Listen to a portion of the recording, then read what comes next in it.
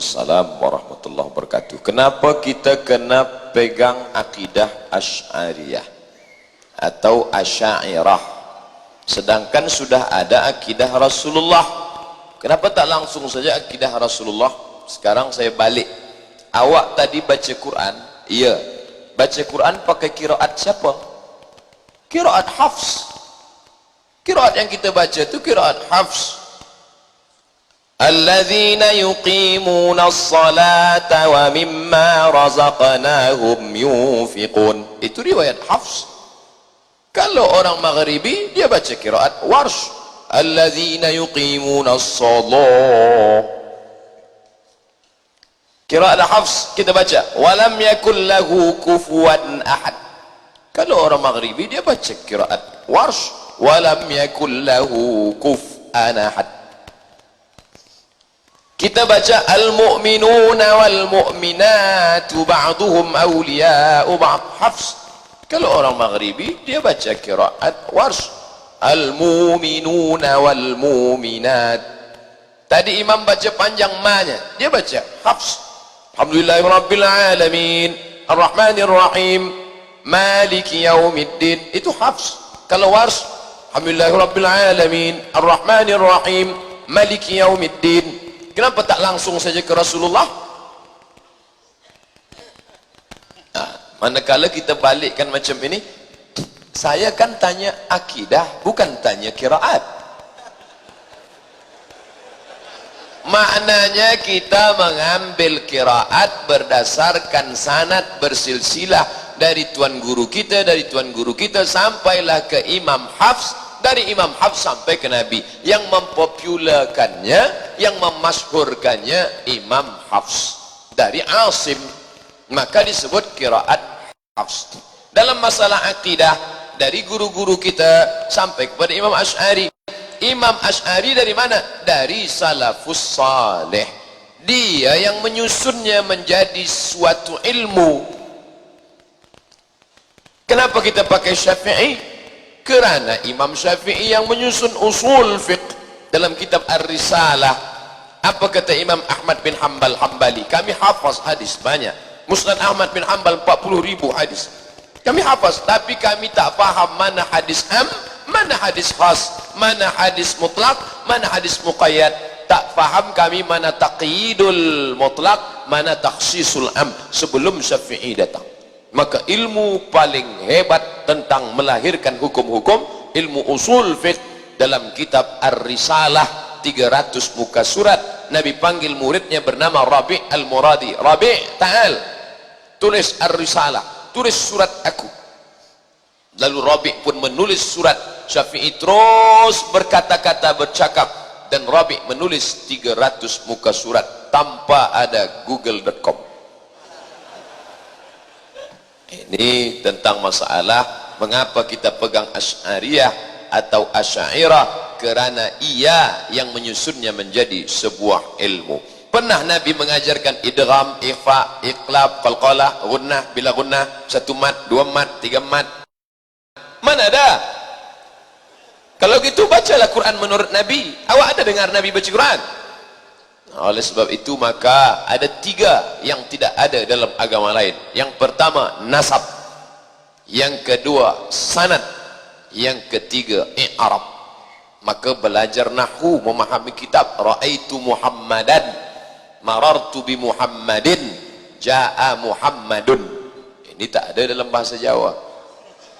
Dalam bahasa Jawa, I see Muhammadan, I am walking with Muhammadin. Mana ada? Oleh sebab itu maka kita mesti kena belajar baik-baik. Bila ada ustaz datang, ada orang berkata ilmu tasawuf itu haram dipelajari sebab tidak berasal daripada Nabi. Tapi selama ini saya tahu ilmu tasawuf itu wajib dipelajari. 3, ini haram, ini makruh, ini mubah, ini sunat. Bila perintahnya wajib, bila perintahnya kuat, wajib. Perintahnya tak kuat, sunat. Bila larangannya kuat, haram. Bila larangannya tak kuat, makruh. tak disuruh, tak dilarang, mubah. Siapa yang membuat itu? Ulama fiqh. Ulama fiqh tajuk dia halal haram makruh mubah, halal haram makruh mubah.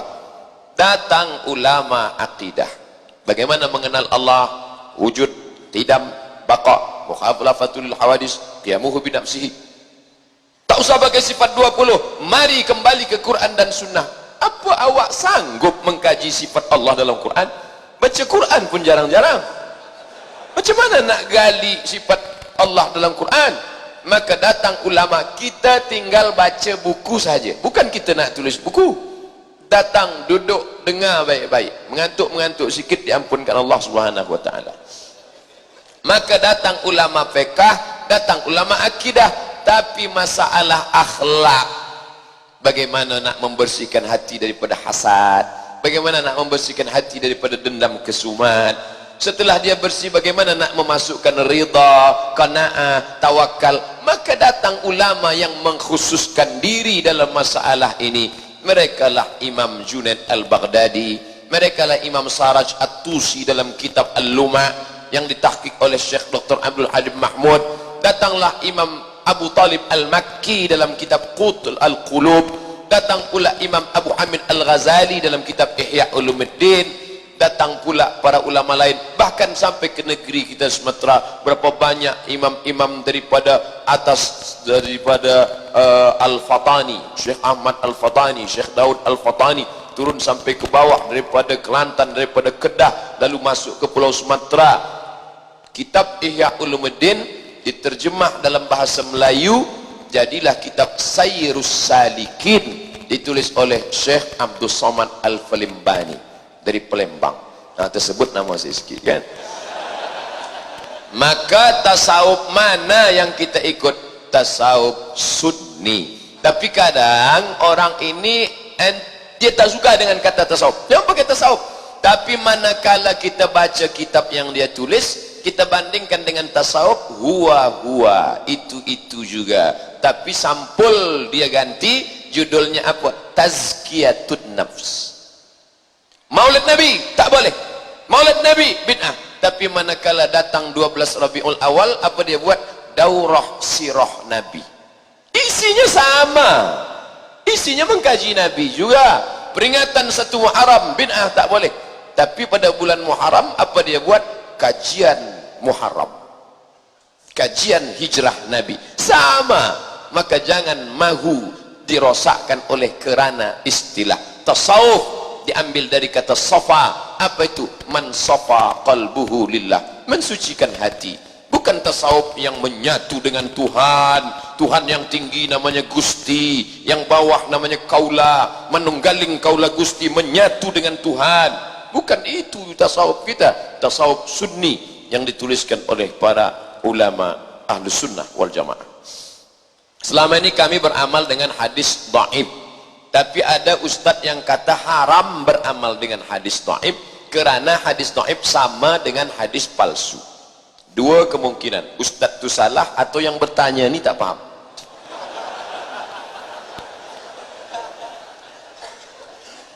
Dengar baik-baik apa kata Imam Nawawi. Ittafaqa ahlus sunnati, ittafaqal ulama ala jawazil amali bil hadis dhaif. Ini Nawawi yang berkata, sepakat ulama boleh beramal dengan hadis dhaif fi fadailil a'mal, dalam masalah fadail a'mal. Makanya ulama tak mempermasalahkan hadis dhaif selama cukup 5 syarat, kata Imam Jalaluddin Abdul Rahman As-Suyuti dalam kitab Takrib yang ditulis Nawawi, disyarah oleh Suyuti, Tadribur Rawi, syarah Takrib An-Nawawi. Tidak dalam masalah akidah, tidak dalam masalah halal haram, tidak ada periwayatnya yang kadzab, pendusta. Dia dalam masalah fadail a'mal dan masih berpayung, bernaung di bawah hadis sahih, maka boleh pakai hadis dhaif. Allahumma barik lana fima razaqtana wa qina azabannar. Belum lagi kurma itu masuk ke mulut dah berkelahi. Hadis dhaif jangan pakai, jangan pakai hadis dhaif. Aku 5 tahun mabuk minum khamar, tak ada orang melarang. Hari ini baru baca Allah malakasum tu kau larang aku. Ini untuk engkau. Orang menjadi rusak persaudaraan kerana hadis dhaif. Maka hadis dhaif boleh diamalkan selama cukup 5 syarat. Bukan masalah halal haram, bukan masalah akidah. Tidak ada riwayatnya yang kadzab pendusta, dia masih bernaung di bawah hadis sahih. Dan untuk fadail amal, utlubul ilma walau bisin, tuntunlah ilmu walau ke negeri Cina. Itu bukan hadis palsu, tapi katanya dia ada dalam kitab Al-Mawdu'at. Jangan baca satu kitab, sebab Ibnul Qayyim penulis Al-Mawdu'at melampau. Ulama lain tidak mengatakan tutur ilmu ke negeri Cina itu hadis palsu, tapi hadis dhaif, setakat dhaif, tak sampai pada maudhu'. Maudhu' palsu, bukan hadis sama sekali. Al-Bazinjan syifaun min kulli da', terong obat dari segala macam penyakit. Itu memanglah palsu. Siapa yang membuat? Tukang jual terong. Supaya dia laku, dia buat hadis palsu. Maka ini tak betul. Maka kita mesti tengok ini hadis sahih, di bawah sahih hasan, di bawah hasan dhaif, di bawah dhaif maudhu'.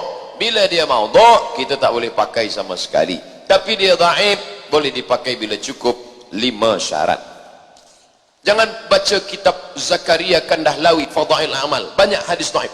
Bila Fadail Amal Zakaria Kandahlawi tak boleh dipakai, maka tak boleh pakai Sunan Tirmizi, sebab Sunan Tirmizi banyak hadis dhaif. Sunan Abi Dawud banyak hadis dhaif.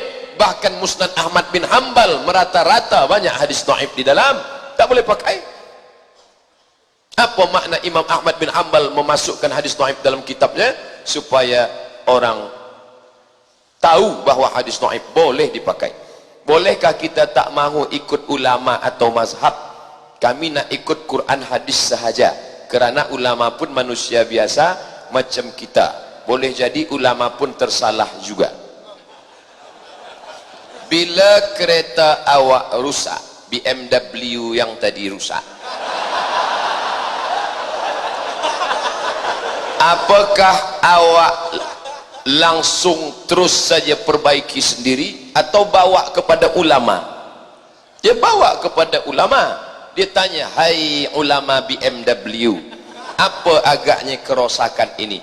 Bila dalam masalah kereta engkau bawa pada yang alim, kenapa masalah agama engkau kata engkau boleh kerjakan sendiri? Ini maknanya kita ni manusia macam tangan. Ada tinggi, ada sedang, ada rendah. Ada gemuk, ada kurus. Ada yang 42 kilo. Begitu juga dengan hidung, ada mancung, ada pesek. Ini kita ni memanglah manusia sama. Imam Syafi'i bila ada orang berkata aku dengan Syafi'i tiada beza, bila Syafi'i boleh ambil terus direct ke Quran Sunnah, mengapa aku tak boleh? Syafi'i makan, Syafi'i minum. Bila Syafi'i boleh, mengapa aku tak boleh? Cuba baca elok-elok Syafi'i. Syafi'i kalau dia baca kitab, dia tutup sebelah. Dia baca ni, dia tutup sebelah ni. Muka surat ni dia tutup. Sebab apa? Sebab bila dia tengok, dia faham juga yang sebelah itu. Kita baca 2-3 kali pun tak boleh faham. Imam Syafi'i berangkat pergi dari rumah ke masjid, dia tutup lubang telinga dia. Sampai di masjid orang bertanya, Syafi'i, mengapa engkau tutup telinga engkau? Sebab bila aku buka, aku hafaz semua cakap orang yang aku lalu.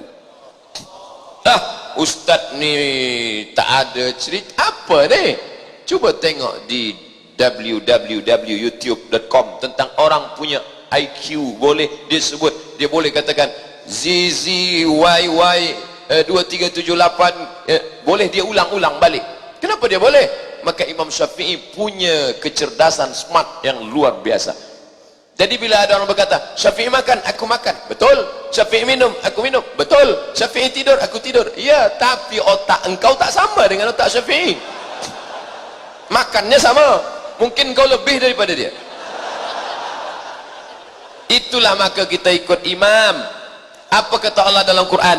Fas'alu ahla zikri, tanya orang yang tahu. In kuntum la ta'lamun, bila kau tak tahu. Maka Allah doakan, Nabi doakan Abdullah ibn Abbas. Nah, ya sahabat lain tidak ada dapat itu. Apa kata Nabi? Allahumma faqihhu fid din wa 'allimhu ta'wil. Dalamkan agamanya, ajarkan dia ta'wil.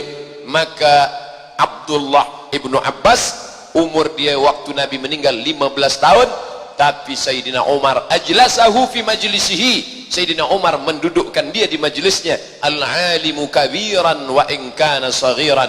Al-alimu kabirun, orang yang berilmu itu besar walaupun dia masih muda. Abdullah bin Abbas tak sama manusia ini. Maka kita yang merasa diri kita rendah, tak ada apa-apa, kita pun ikut kepada para ulama. Allah yang suruh kita, fas'alu ahla zikri in kuntum la ta'lamun. Di tempat kami ada kumpulan minoriti yang berkata Tuhan ada atas langit. Ini akidah yang benar katanya. Siapa yang iktikad Tuhan ada atas langit, siapa yang iktikad ada Tuhan atas langit, dia jadi kafir. Adakah betul kumpulan ini? Tuhan ada atas langit. Di mana Tuhan? Di sana. Berarti dia boleh ditunjuk. Kalau dia tunjuk, dia di atas. Berarti dia sama dengan kipas. Maka kita sudah samakan dia. Padahal dia laisa kamitslihi syai'un wa huwas samiul basir wa lam yakul lahu kufuwan ahad. Maka tak boleh menyamakan Allah dengan makhluk. Kata kitab syarah kitab Aqidah Tahawiyah, di situ disebutkan munazzahun 'anil jihatis sit, dia suci dari 6 arah. Tidak di muka, tidak di belakang, tidak di kanan, tidak di kiri, tidak di atas, tidak di bawah. Huwa maujud bila makan, tapi dia bukan fi kulli makan. Ini banyak fitnah-fitnah ke saya. Somad berkata Tuhan ada dalam bilik temenung. Somad berkata Tuhan ada dalam tempat najis. Dia salah dengar atau dia ingin fitnah saya. Ahlussunnah wal jamaah, Allah maujud bila makan. Tidak layak disebut tempat dia di mana, sebab dia sudah ada sebelum tempat, zaman dan masa itu ada. Apa kata Imam Ali karramallahu wajhah? Allazi ayyanal aina la yuqalu annahu aina.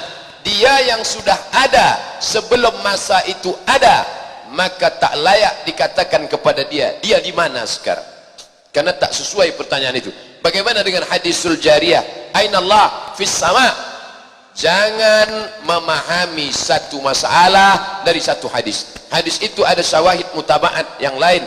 Maka ulama mentakwil yang dimaksud di situ aina Allah, dia tunjuk fis sama, maknanya bukan makanun tapi makanah, kedudukan. Di mana berada tuan raja, dia di atas walaupun dia sedang duduk di bawah. Kerana yang dimaksud dia di atas bukan tempatnya tapi kedudukan dia yang tinggi. Kerana mengatakan bertempat, maka hilanglah dia dari kesucian. Allah maujud bila makan, munazzahun anil jihadis sit. Wallahu a'lam bishawab.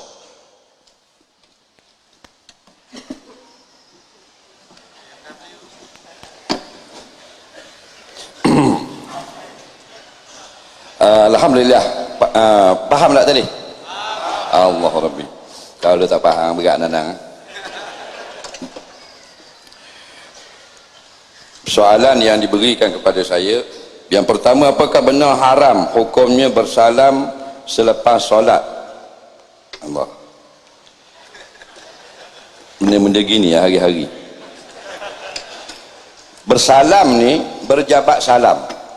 Tak usah pergi lagi lah yang selepas mayang berjabat salam. Aku holo muholo, pegang tangan berjabat salam. Memang ni jabat salam hukumnya sunnah Nabi SAW, dapat pahala besar. Nabi SAW sebut dalam satu hadis, ma min muslimaini yaltaqiyani fayatasafahani illa ghafarallahu lahuma ma lam yatafarraqa au kama qala. Ada beberapa hadis yang berlainan lafaz tapi satu makna saja. Tidak ada dua orang Islam yang bertemu keduanya lalu berjabat salam, melainkan Allah akan ampunkan dosa keduanya sebelum Karena itulah ijma' ulama bersalam ini sunat,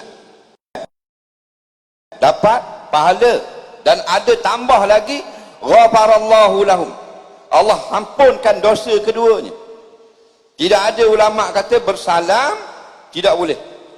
Yang jadi masalah ni duduk balah bersalam lepas mayang. Pasal apa jadi berbalah? Pasal dalam hadis Nabi tak kata di mana. Nabi kata ma min muslimaini saja. Tidak ada daripada dua orang Islam yaltaqiyani, yang mereka dua orang ini bertemu, berjumpa.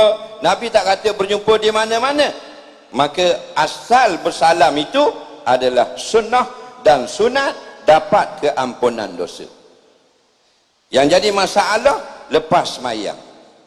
Apakah hukum? Dulu tak jadi masalah, sekarang sudah jadi masalah. Lepas mayang ni daripada dulu kita beranak kecil tu orang bersalam dah lepas mayang. Tapi sejak Facebook dengan YouTube ni, jadi ada beberapa ulama mujtahid baru ni haram pula bersalam lepas mayang. Jadi kita nak pakai macam mana ni? Ginilah macam tadilah Ustaz Abdul Somad kata, kalau kereta rosak pergi kepada ahli dia yang pandai baiki kereta. Maka bila ada berlaku masalah agama, kita balik kepada ulama-ulama, itulah yang terbaik. Ulama yang besar-besar lah. Apa kata mereka? Di antaranya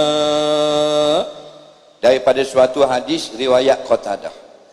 Qatadah berkata, qultu li Anas, akanatil musafahah fi ashabin Nabi sallallahu alaihi wasallam.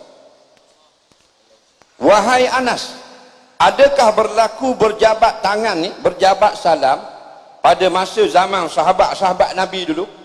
Zaman sahabat Nabi ni ada tak jabat-jabat salam ni, bersalaman ni, musafahah? Qala Anas, na'am. Pendek. Hadis riwayat Bukhari. Anas bin Malik kata, ya, berlakulah, memang zaman kami, zaman sahabat, kami selalu bersalam. Jadi kalau orang yang cerdik, dia sudah dapat jawapan. Sama ada sebelum salam, sebelum semayang atau lepas semayang, memang boleh, tak ada masalah. Sebab tidak ada disertakan barang siapa bersalam lepas semayang masuk neraka. Itu lain. Ini umum saja. Cukup dengan satu dalil, dua dalil saja. Saya dah bagi dua dalil. Satu hadis, Nabi kata tidak ada dua orang Islam berjumpa lalu berjabat salam, Allah ampun dosa keduanya. Nampak? Okey, boleh tak bersalam? Boleh. Dipuji syarak, diperintah syarak. Allah janjikan dengan hapuskan dosa. Yang kedua pula, aku tanya Anas, iaitu sahabat Nabi, masa zaman sahabat itu mereka bersalam ke tidak? Naam, ya, mereka bersalam. Kalau kita orang cerdik, dengan dua dalil ini sudah memadai. Betul atau tidak? Sudah cukup. Batu kata pepatah Arab, az-zakiyu yudriku zaki walau bi kalimatin wahid. Orang yang cerdik dengan satu kalimah saja dia sudah faham. Wala yudriku zabi walau lihat alaihi Taurat wal Injil.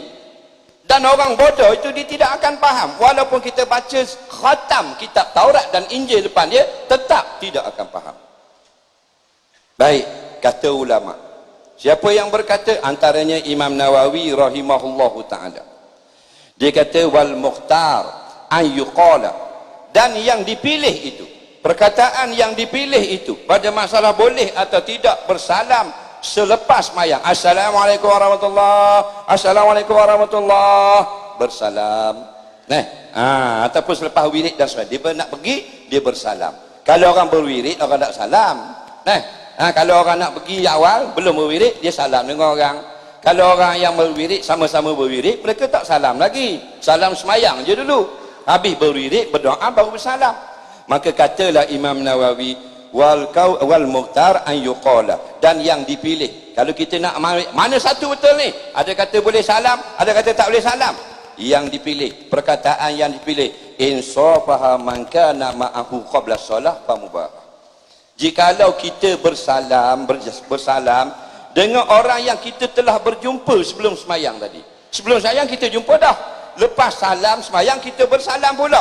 Fa mubahah, maka hukumnya harus, bukan haram. Ini tidak haram, semua haram. Kalau semua haram senang Mak rempit boleh jadi mufti, tak payah pergi Morocco. Soalan pertama haram, soalan kedua haram, soalan ketiga, empat, lima haram, haram, semua haram. Betul tak? Jadi kalau dia bersalam selepas semayang padahal tadi sudah bertemu, maka hukumnya mubah, hukumnya harus. Nampak? Wa in safaha man lam yakun ma'ahu qablaha fa mustahabbah. Dan jikalau dia bersalam dengan orang yang dia belum jumpa sebelum semayang, maka bersalam itu jadi sunat. Nampak? Li'annal musafaha 'indal liqa' ialah sunnatun bil ijma'. Ini Imam Nawawi kata, kerana bersalam masa bertemu memang sepakat ijma' mengatakan itu sunnah. Kerana ada sebut dalam hadis yaltaqiyani, yang jadi masalah khilaf lepas semayang. Okey. Allahu Rabbi. Soalan yang kedua. Yang haram tu ada Ustaz. Yang haram saya pun tak pernah buatlah, tapi memang haram. Dalam semayang sana. Nampak? Sebab Nabi ada sebut bila kita semayang dan ada orang yang nak melintah depan kita, hendaklah kamu tahan. Tahan. Jadi bila kita tahan, dia pun Allah masyaallah. Itu haram tak? Jangan buat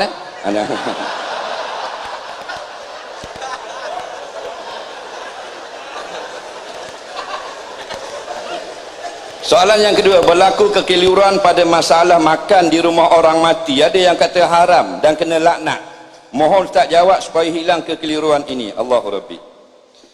Ada orang kata haram makan rumah orang mati, dan kalau kita makan kena laknat. Ini masalah. Betul ke tidak? Berlaku perbalahan, bergaduh-gaduh dan sebagainya. Mengaji tak mau, mengaji malas, yang rajinnya bergaduh. Jadi faham baik-baik. Tidak adalah sebarang hadis yang kita pernah jumpa dalam kitab-kitab hadis yang Nabi kata bila kamu pergi rumah orang mati haram kamu makan ini, tak ada. Yang Nabi kata bila berlakunya kematian Ja'far radhiyallahu anhu, Nabi kata kepada sahabat, isna'u li ali Ja'farin ta'ama fa innahu atahuma yushghiluhum atau kama qala. Buatlah makanan, pergi hantar rumah Ja'far yang meninggal hari ini, kerana mereka itu sudah datang perkara yang menyebutkan mereka. Itu hadis. Maknanya Nabi kata kalau ada jiran kita mati, kita pergi hantar makanan, kita buat makanan untuk hari itu. Sebab mereka itu sibuk nak gali kubur, nak siap keranda, nak mandi mayat. Jadi kalau nak memasak-masak pula, jadi tak sempat nak uruskan mayat. Jadi rumah-rumah jiran tolong buat makanan supaya mereka tidak lagi fikir masalah makanan untuk sempurnakan mayat. Itu maksud Nabi. Kita dah lebih-lebih dah. Haram bila pergi rumah orang mati ada air, haram minum air. Sampai budak nak menyusu pun haram. Budak tu kata, saya tak haram, saya masih kecil. Nampak tak? Ini masalah. Ada berlaku, dia nak menyusu anak dia, maklum dia, maklum ni mak saudara lah. Turun bawah, haram menyusu anak, mengopek ni atas rumah. Sampai begitu sekali. Kalau rumah tu bawah tu okey, ada okey lah. Kalau rumah bawah tu lecah, ada kotor semua, makan dalam lokang. Jadi tak salah. Yang salah itu kita pergi rumah orang mati, kita kata ke tuan rumah, kami datang ziarah ni, buatlah nasi goreng. Ni datang jauh ni dari Riau, nasi goreng 2.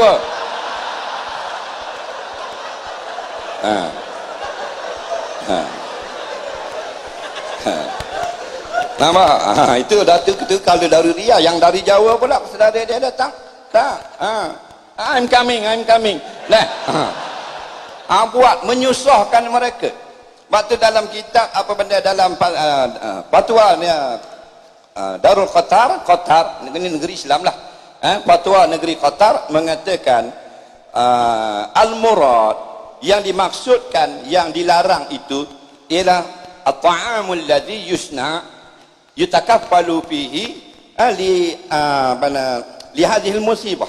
Yang dilarang ialah dibuatkan makanan bernyusah-nyusah sebab berlaku musibah itu.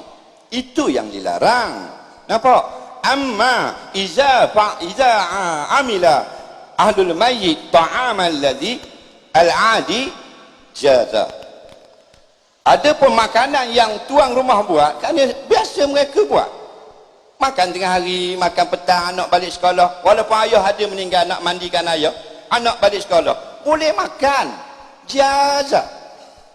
Nampak? Boleh. Ini masalah.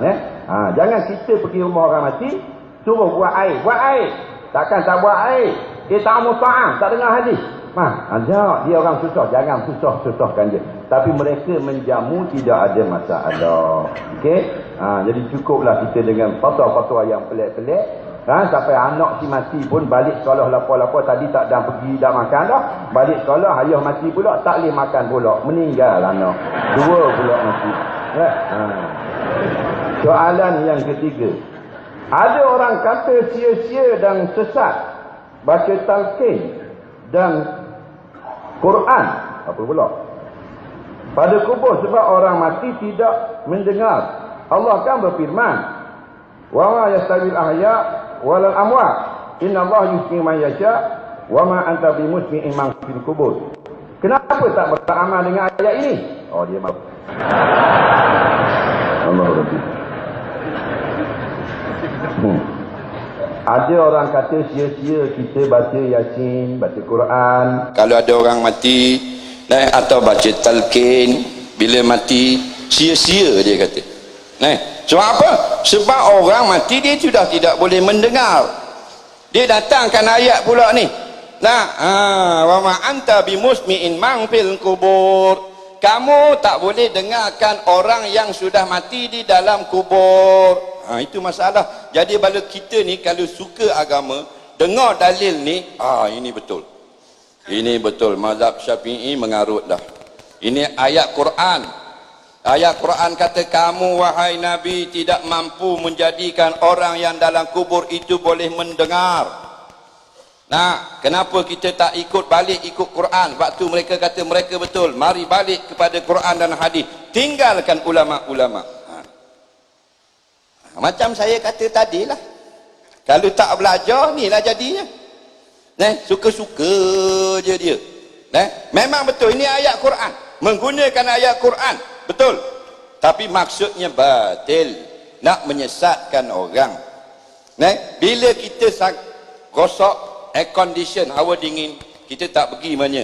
Kedai mozaik, kedai simen. Kita pergi kedai air condition. Sebab kita cerdik. Faham? Kalau rosok maknanya pipe air kita rosok, kita akan cari tukang pipe. Kita tak akan cari tukang elektrik. Kerana kita orang cerdik, tidak bodoh. Maka malam ni kita orang cerdik ke bodoh? Cerdik. Ini ayat Quran. Kita nak tanya ulama Facebook ke nak tanya ulama tafsir? Kita tanya ulama tafsir. Antara yang berkata ayat ini bukan makna orang yang mati.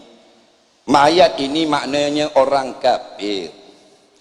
Orang beriman tak sama dengan orang kafir. Allah serupakan orang kafir macam orang mati. Sebab itulah kalimah Arab ini maknayani, ada dua makna. Kalau tidak hakiki, makna majazi. Kalau tidak makna sebenar, makna yang jauh, makna kinayah. Nampak? Memang sebut dalam Quran, kamu ni tidak akan dapat beri dengar man fil kubur, orang dalam kubur. Apakah makna man fil kubur? Buka kitab tafsir. Ibnu Katsir ni imam mufassirin, ahli tafsir. Dia kata apa? Dia kata qala Qatadah kullu hadza misal. Ini misal saja. Ini perbandingan saja, bukan hakikat. Bukan hakikat. Nampak? Jadi maksud di sini Allah menyerupakan orang-orang yang hidup dengan orang yang beriman. Nampak? Al-ahya humul mu'minun. Dalam ayat ini al-ahya orang yang hidup makna orang beriman. Wal amwat humul kafirun. Yang mati dalam ayat ini bukan makna mayat dalam kubur, makna orang kafir. Lagi tak? Lari dah tu. Lepas tu balik pada ulama-ulama muktabar. Nah, Imam Qurtubi kata ini misal saja. Dah Allah buat perbandingan. Perbandingan macam mana? Orang kafir, orang yang mati hatinya.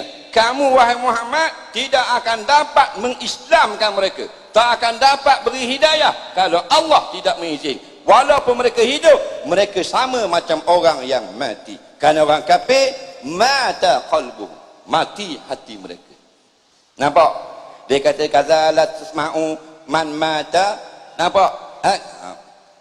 Seperti mana tidak mendengar orang yang sudah mati, la yasma'u man mata qalbuhu. Tidak mendengar juga orang yang mati hatinya. Jadi ayat ini, wahai Nabi, kamu tidak mampu memberi hidayah kepada orang kafir kalau Allah tidak izinkan, kerana mereka sama macam orang yang mati. Tak boleh guna ayat ini dalam masalah orang mati tidak mendengar. Dalam peristiwa perang Badar, Nabi SAW dibawa kepada mayat-mayat tentera musyrikin yang terbunuh. Nabi panggil sahabat, bawa pergi tunjuk mayat-mayat musyrikin. Dalam riwayat mengatakan 3 hari mayat itu dibiarkan di situ sebelum ditanam. Lalu Nabi pergi tengok, dia makin membusuk, nak pecah perut dah. Nabi panggil mayat tu. Nabi kata, ya Aba Jahlin ibn Hisham, ya Umayyah ibn Khalaf, ya Utbah ibn Mughirah, ya Umayyah ibn ya Utbah ibn Mughirah. 4 orang ni Nabi panggil, kepala-kepala musyrikin. Hei si fulan bin si fulan, hei si fulan bin si fulan, hei si fulan bin si fulan, hei si fulan bin si fulan. Sahabat tengok pelik Nabi cakap dengan orang mati. Kata Sayyidina Umar, ya Rasulullah, ya Rasulullah. Nampak? Hal yasma'un, adakah mereka dapat mendengar? Anna yujibu. Maaf, saya tertinggal. Nabi tanya, lepas Nabi panggil tadi, Nabi kata kepada mayat-mayat tadi, Nabi kata, hal wajad Allah Rabbi, adakah kamu mendapat hal wajadtum ma wa'ada rabbukum haqqa, adakah kamu mendapati berhala-berhala kamu menjanjikan kebenaran pada hari ini, padahal kamu sudah kalah? Fa inni wajadtu ma wa'adani rabbi haqqa, maka sesungguhnya aku hari ini aku mendapati janji Allah itu benar, Islam menang, musyrikin tewas. Nampak? Sayyidina Umar kata, ya Rasulullah, ini orang mati, mana boleh dengar? Anna yujibu, macam mana mereka boleh jawab? Ni mati Rasulullah. Nampak? Qad jayyafu, mereka sudah membusuk, nak pecah perut dah, mana boleh? Nabi kata, wallazi nafsi biyadi, Nabi bersumpah demi Allah yang aku di dalam genggaman Allah, Allah yang menjadikan aku, Allah berkuasa ke atasku. Nabi bersumpah, Nabi jawab. Nampak? Nabi kata, kamu ni tidak lebih mendengar daripada mereka, makna mereka asma'u minkum. Nampak? 5 apa? 5 akultu. Apa yang aku kata ini ma asma, kamu tidak lebih mendengar daripada mayat-mayat ini, tapi mereka tidak kuasa untuk menjawabnya. Nampak? Itu jelas ini. Jadi mereka dengar tak? Mereka mendengar, tapi Tuhan tak benar mereka menjawab. Tak? Tidak sia-sialah kita wisalah assalamualaikum. Kum tu menggunakan khitab. Orang yang di depan kita berkata-kata, kalau Allah izin kembalikan roh, dia jawab salam. Cuma Allah tak benarkan kita dengar. Kalau kita dengar, jadi kita pula meninggal. Faham tak? Assalamualaikum ya ahlal kubur. Waalaikumsalam Pak Samad. Nampak tak? Pak Samad meninggal. Ini contoh. Ini contoh. Mereka mendengar. Dalam hadis lain, wa yasma'u qur'ani alikum, dan bila kamu berjalan balik dari kubur, mayat itu dengar bunyi terampah kamu, kasut kamu bergeser pada pasir. Bukan kuat. Mayat yasma'u qur'ani. Mayat itu akan dengar bunyi gesekan sepatu kamu. Kalau bunyi yang slow, sneh itu dengar. Dah kalau motor kuat-kuat, brom, mayat dengar. Dengar. Nampak? Orang tanya kepada apa benda ni, Imam Ibn Taymiyah, dia jawab dalam fatwa dia, fatwa kubra. Dia kata, ya na'am, yasma'u wa yatakallam, bukan saja mendengar, boleh bercakap pula mayat. La ilaha illallah. Itu Ibnu Taimiyah yang dibangga-banggakan. Nampak? Yasma'u wa yatakallam, mereka bukan saja dengar dan pula berkata-kata. Dalam satu hadis Nabi kata, idza wudi'atil janazatu ila a'naqihim, apabila dia angkat jenazah letak di atas tekak manusia, pikullah. Nampak? In kanat salihan qalat, jika mayat itu orang yang baik, dia akan berkata, qadimuni qadimuni, cepat cepat bawa aku kepada taman-taman syurga. Wa in kanat ghaira zalik qalat ya wailata. Nampak tak? Kalau mayat yang jahat, mayat yang tidak baik, maka dia akan berkata, nampak, ila aina tashabubi, kamu nak bawa aku pergi ke mana? Yasma'u sautaha kullu syai' illa al-insan atau kama qala. Mendengar suara mayat ini bercakap di atas keranda semuanya melainkan manusia. Ada riwayat yang menambah, walau sami'a la sa'iqa, jikalau manusia dengar mayat bercakap di dalam keranda, maka akan mati pula manusia. Nampak? Kita bawa bila-bila contohlah, bila-bila Ustaz bersama meninggal dah, kita pun usung kan, bila usung Pak Udak sama kata cepatlah cepat, ayo cepat, kita dengar alamak cakap, kita buang, kita tak bawa ke kubur, takut kita. Jadi jelas di sini memang tidak sia-sia kita membaca, kita beri salam, kita baca talqin, tidak sia-sia. Kalau Allah izin, mendengar. Dan kalau orang hidup, kalau Allah tak izin, tidak dapat mendengar. Sikit lagi dah. Mana dalil mazhab Syafi'i doa talak bala pusing tapak tangan? Apa dalil boleh buat solat ghaib? Kalau boleh solat ghaib, apa syaratnya? Dia kata apa dalil orang mazhab Syafi'i semayang baca doa pusing tangan, tolak bala? Dalilnya ada dalam kitab Sahih Muslim. Dalam kitab Sahih Muslim, inna nabiyya sallallahu alaihi wasallam istasqa, Nabi pernah semayang minta hujan, minta hujan kerana kemarau. Nampak tak? Wa asyara bi zahri kafaihi ila sama, Nabi mengisyaratkan belakang tapak tangannya ke langit begini. Jadi ada imam kan, bila dia tolak bala sampai kat bala, dia pusing. Nampak tak? Sampai kat doa biasa dia buat gini, asal sunnah. Tapi Nabi hak lain pun begini, tapi dalam solat minta hujan Nabi pusing. Menunjukkan boleh tak kita ikut? Boleh, selagi tidak ada Nabi kata jangan ikut, ini khususiah aku saja. Faham? Tak ada sebut, tak ada Nabi kata ini untuk aku saja, boleh pusing-pusing, kamu jangan ikut aku. Tak ada. Jadi boleh tak kita pusing tangan? Boleh, selesai masalah. Apa dalil solat ghaib? Bila berlaku kematian Najasyi yang masuk Islam, maka Nabi jauh daripada Najasyi beribu kilometer. Nabi pun mengumumkan Najasyi yang Islam telah meninggal dunia. Mari kita aturkan saf dan semayang. Itulah semayang ghaib. Nabi ini kabbara arba'a. Dalam hadis kata Nabi takbir 4 kali takbir. 4 kali takbir solat jenazah. Jenazahnya ada di mana? Ada di Habsyah ada di Yaman Faham tak ke? Kita duduk di sini di Madinah. Allahu Rabbi. Itu solat ghaib. Jadi apakah syaratnya? Syaratnya hendaklah jamaah orang itu orang Islam. Yang keduanya hendaklah sudah dimandikan. Kalau belum mandi tak boleh. Kena mandi dulu. Kerana syarat sah solat selepas mandi, sunat selepas kapan. Jadi kalau jauh, katakan mayat itu di Riau contoh, kita yang nak semayang di Subang Jaya, di Kuala Lumpur, kita kena tanya dulu. Atau orang di sana di Riau dengar ada kematian di sini, tak? Kita tanya dah, halo, okey, sudah mandi? Ya, sudah mandi, baru selesai mandi.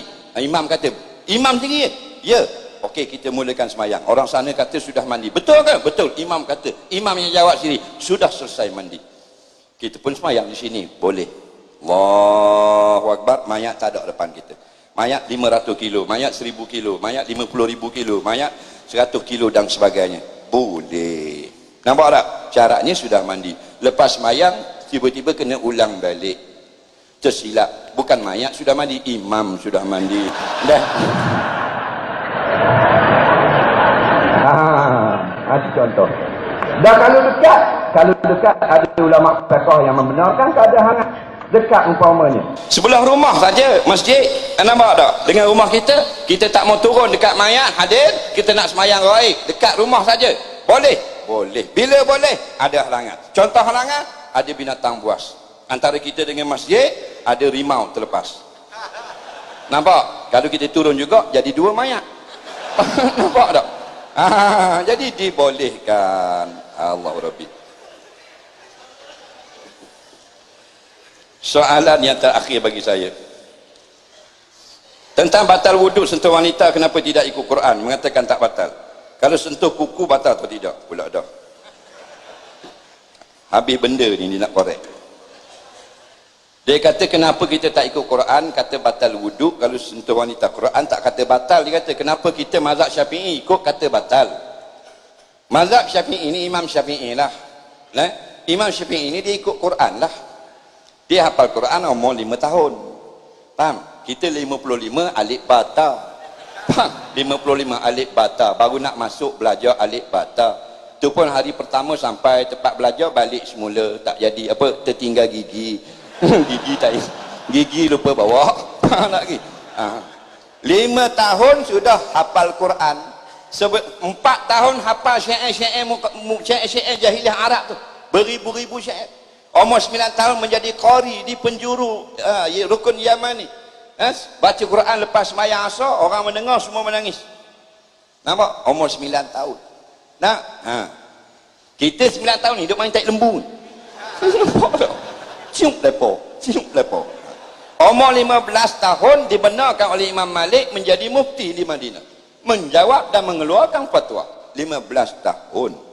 Nah, kita 55 tahun Ghairi magdum Siratan ladzina an'am. Nampak dah? 55 tahun. Lepas tu sembang lebih pula dah. Jadi memang batal ini Imam Syafi'i ambil daripada Quran. Nampak tak? Au jaa ahadum minkum minal ghaid aw lamastumun nisa, atau kamu baru keluar daripada tandas, daripada WC, daripada tandas. Tandas ni orang keluar, orang buat apa dalam tandas? Goreng ikan kering dalam tandas. Kalau tidak berak, kencing. Makna batal wuduk ke? Batal wuduk. Atau kamu baru keluar dari tandas. Biasa dalam tandas ni orang batal wuduk kan? Kalau keluar, buang air besar, batal wuduk. Buang air kecil, batal wuduk. Kejimak dalam tandas. Nampak tak? Jadi bukan junub. Junub dah dulu depan. Wa in kuntum junuba. Jikalau kamu junub, itu atas. Bawah ni au jaa ahadum minkum minal ghaid, atau kamu baru keluar dari tandas. Ini misalan daripada kamu baru selesai kencing atau berak. Batal wuduk tak? Batal wuduk. Dan sambung aula mastumun nisa, atau kamu sentuh wanita. Maka Imam Syafi'i kata, oh, sentuh wanita membatalkan wuduk. Baik, dia kata kalau kuku batal atau tidak? Yang batalnya kulit sahaja. Kulit sentuh kulit. Kuku tidak batal. Kuku tidak batal. Tulang tidak batal. Kita sentuh tulang bini tak batal. Rambut tidak batal. Kita nak keluar semayang, bini kata, bang tolong buat ekor kuda. Tahu tak ekor kuda, Ustaz? Ekor kuda kan? Yang panjang tu lah. Panjang pula 3 tu cara ikat ke atas bawah. Ekor kuda. Kalau pendek, pigtail. Ekor babi. Nampak tak? Jadi laki dia pun, suami dia pun pegang rambut pula ikat dengan getah, terus naik semayang. Tidak batal pasal pegang rambut. Gigi itulah tulang. Dulu mengaji, dulu mula-mula kitab kitab Fathul Mu'in dan sebagainya. Kitab Syafinatul Najah, dia kata tulang. Tulang? Bini kita tinggal tulang, kita pegang. Tak boleh, kena ada guru. Maksud tulang tu gigi. Gigi. Macam mana pergi sentuh gigi? Gigi terkeluar. Nampak? Ha. Dia orang Indonesia Pak Ustaz, dia suka short form, dicampur-campur. Dia panggil apa? Dua perkataan buat satu. Dulu saya pergi di Medan, mula-mula apa? Pelesetan. Pelesetan. Lagu tu. Kau pandai lah. Dia tulis dekat apa benda ni, Medan ni punya airport dia, apa benda ni. Dak tu baru. Polonia, bandara dia tulis. Bandara maknanya bandar udara. Bandar udara. Dia Indonesia dia banyak lagu tu. Saya pergi dia apa bendanya, Siantar, warkop dia tulis. Warung kopi. Pandai Indonesia ni. Wah, jadi mudah tau. Warkop, warung kopi. Nampak? Kalau ustaz ni ada tak yang paling popular apa?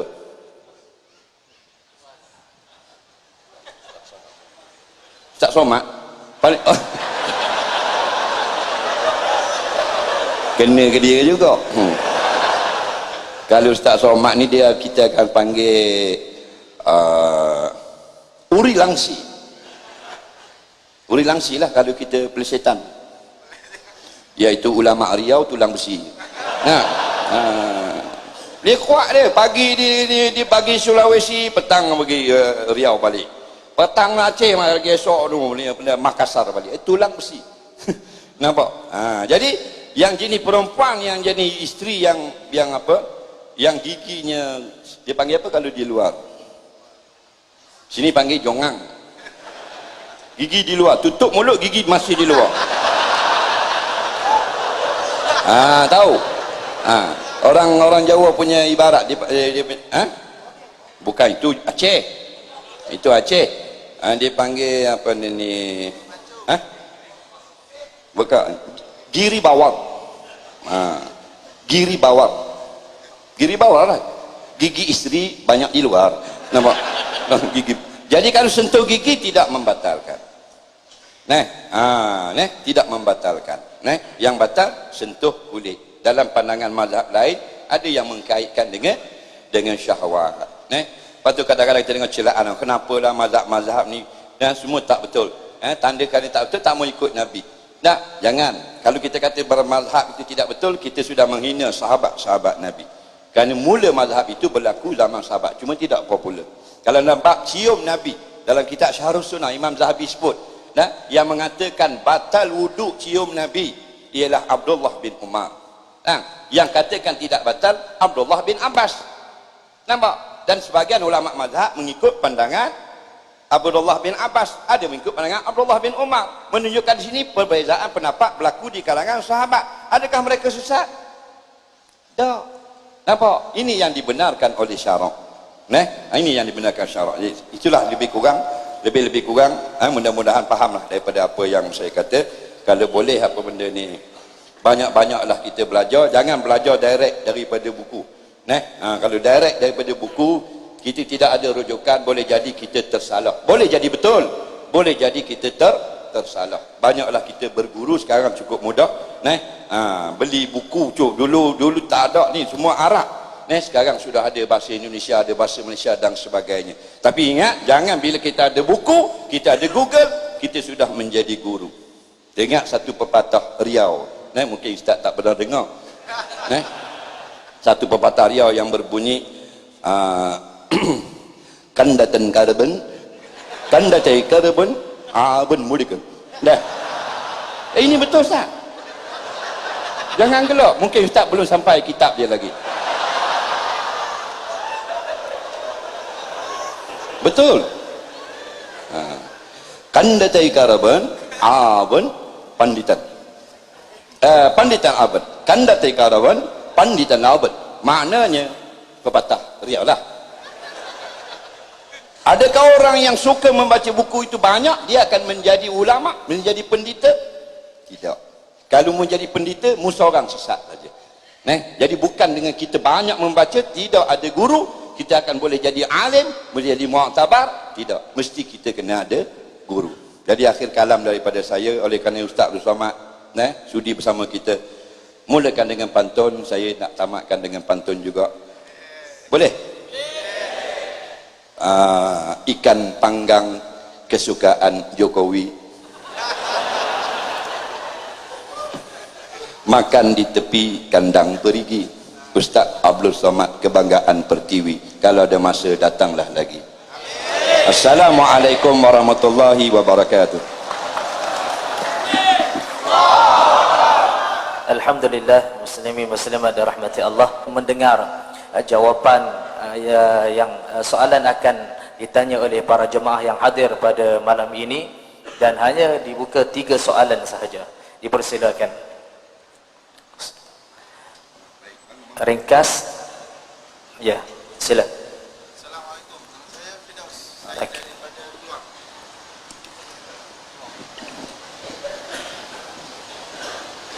Assalamualaikum, nama saya Firdaus. Saya tengah belajar Al-Quran, tengah belajar Islam. Saya nak tanya, kenapa agama Islam tak boleh bersatu dengan politik, bercanggah? Terima kasih.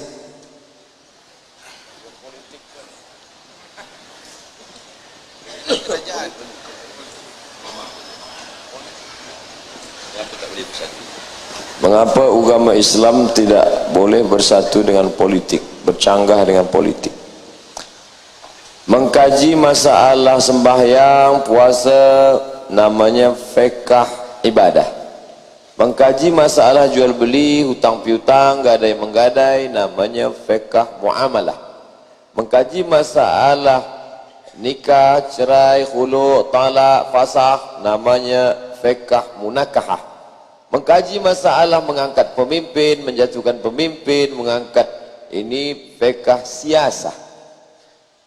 Ada satu fiqh namanya fiqh siasah, dan kitab yang paling tua khas tentang fiqh siasah tahun 450 Hijrah, ditulis oleh Imam Al-Mawardi. Nama kitabnya Al-Ahkam As-Sultaniyah, hukum hakam kesultanan.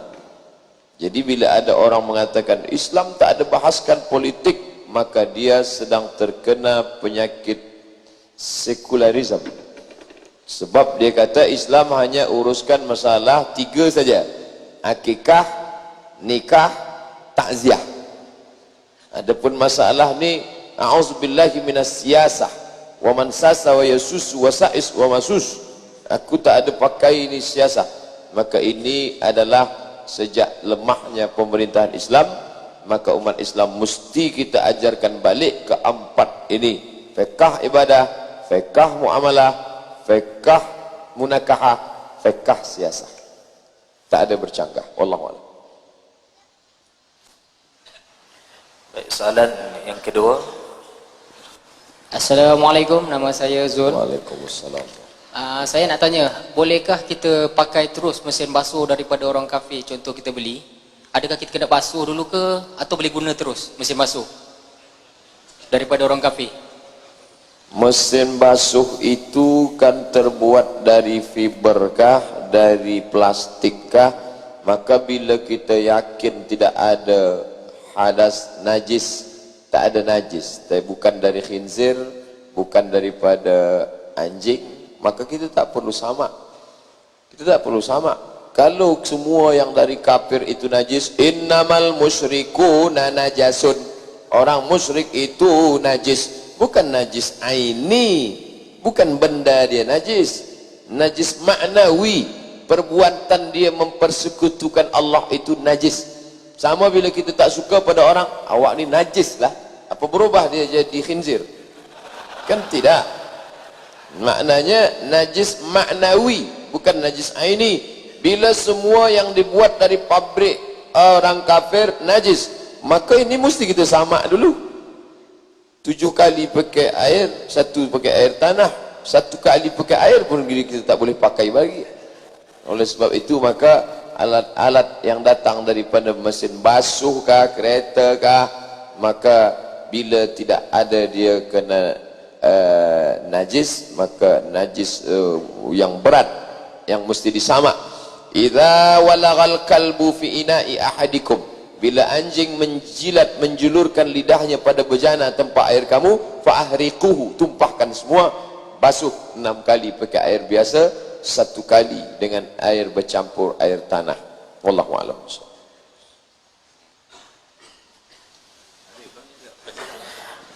Soalan yang ketiga.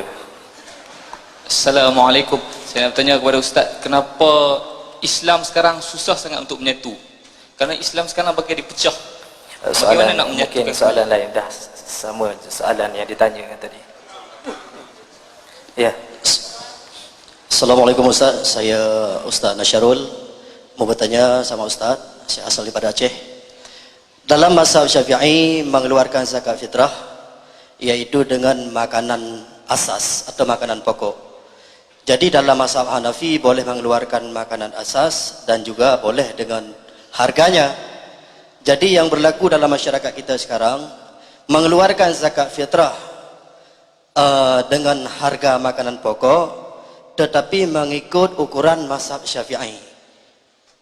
Harganya dengan mazhab Hanafi mengikut ukuran Syafi'i. Adakah dibolehkan dalam menunaikan zakat fitrah atau tiada? Sekian, terima kasih. Berat 1 sa' menurut mazhab Syafi'i adalah 2.5.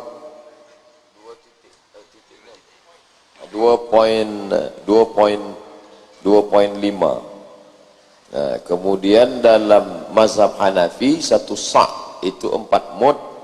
Banyak. Kalau nak tengok macam mana 1 mud 1 sa' dalam Hanafi, Maliki, Syafi'i, Hambali, boleh download kitab judulnya Al-Makail wal Mawazin Asy-Syar'iyyah. Al-Makail takaran, wal Mawazin timbangan, Asy-Syar'iyyah menurut hukum syar'i, ditulis Mufti Mesir Syekh Ali Jum'ah.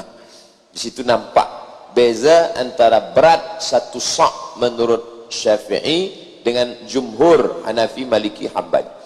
Bila kita nak bayar dengan beras, maka kita pakai berat Syafi'i. Bila kita nak bayar dengan wang, maka kita pakai berat Hanafi. Tapi bila kita pakai dengan wang, dengan berat Syafi'i, maka secara talfik dia sudah sungsang, terbalik, sebab dia tak pakai. Kerana dengan mazhab Syafi'i dia makanan pokok, makanan asas, gandum. Qutul balad, qut makanan, balad negeri itu makan apa. Sedangkan Hanafi saja sendiri, mazhab Hanafi yang boleh diuangkan. Adapun Maliki, Syafi'i, Hambali, maka dia dengan makanan. Saya sendiri membayar dengan beras dari dulu. Saya tak pernah bayar dengan wang. Tapi Syekh Ali Jum'ah dalam kitab Al-Bayan lima yushghilul adhan, di situ dia katakan boleh dengan wang. Sebab saat ini beza dengan zaman dulu. Dulu orang bayar gandum dia boleh tukar gandum dengan kain. Zaman sekarang fakir miskin takkan dia pergi bawa beras tukar dengan kain. Beras tu dia jual balik dengan wang. Maka lebih elok dengan wang, kata Syekh Ali Jum'ah. Tapi saya mengamalkan, saya bayar dengan beras. Bila nak bayar dengan beras, pakai berat jumhur Syafi'i, Maliki, Hambali. Bila nak bayar dengan wang, pakai berat Hanafi. Wallahu a'lam. InsyaAllah last soalan yang terakhir. Boleh Ustaz Soalan yang terakhir. Ya. Sudah. Okey.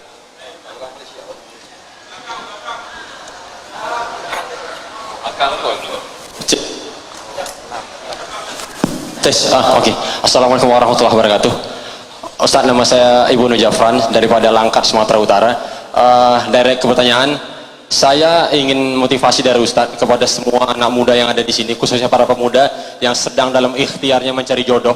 Bagaimana motivasi Ustaz bagi kami semua, amalan yang paling utama selain daripada puasa, agar kami dapat menjaga diri kami daripada kemaksiatan yang sedang merajalela di dunia ini, dan bagaimana cara kami untuk meyakinkan para calon mertua kami yang terkadang memberikan batas mahar itu tidak rasional, Ustaz. Kalau tidak 20.000 ringgit tak boleh datang anakku. Macam tu.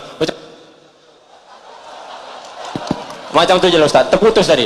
Kalau tak sampai 30.000 ringgit, engkau tak boleh dengan anak aku. Apalagi yang lain, haram juga anak aku. Macam tu Ustaz. Assalamualaikum warahmatullahi wabarakatuh.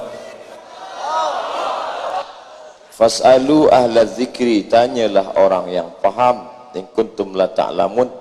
Masalah ini tentulah saya, mertua saya baru satu saja. Tanya yang lebih.